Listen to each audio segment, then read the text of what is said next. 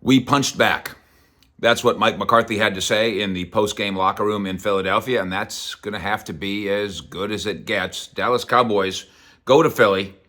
The matchup for first place in the NFC East, Philadelphia, undefeated going in, Philadelphia undefeated coming out. The Cowboys lose this game, and yet McCarthy's got a point in the sense that the Cowboys were down 20-0 against a good team on the road in a tough place to play, and they did punch back.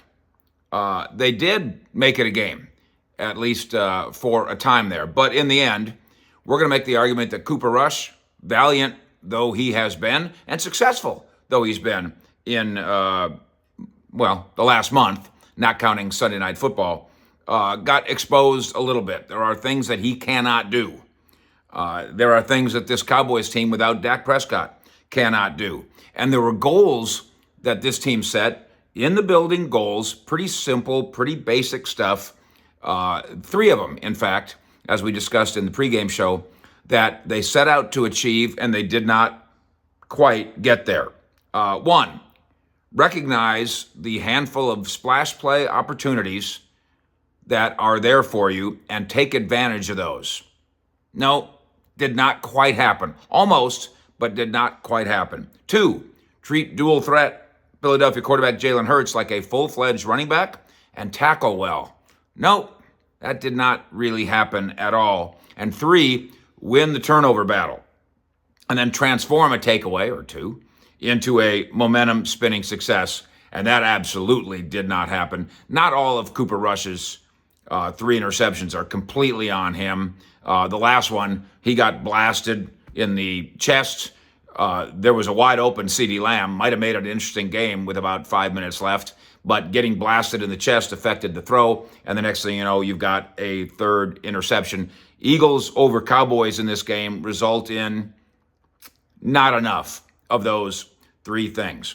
The Eagles have a reason to believe, even going into this game, that they're the better team than Dallas. Now, they get to say, in a home game against a Dak Prescott-less Cowboys, that they are indeed better. I think it's interesting that the Eagles head coach goes up the tunnel after the game at the link and his chant, first of all, he's yelling F you, apparently at the other sideline during the game.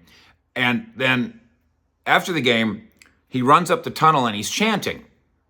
And he's chanting, "How about them Eagles?" And listen, this rivalry is a lot of fun. It's a lot of fun hate. And it's great that Coach Nick, in his first year around here, wants to get into it. Coach Nick, that's a Cowboys slogan.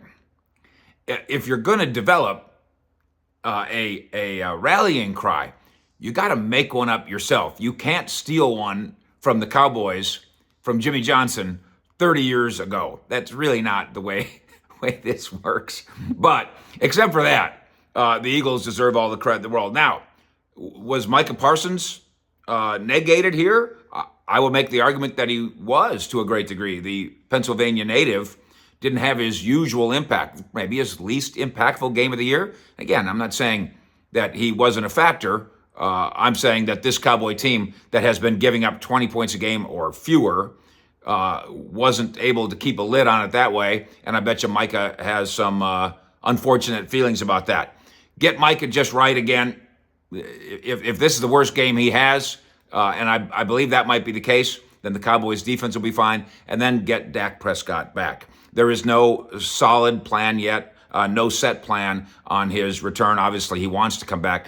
They get the 1-win Lions this week, the Cowboys do, and then the week after that, they get the 2-win Bears, and the week after that, they get the bye. There's certainly some mindset that says, rest, rest, rest. Let's get through this.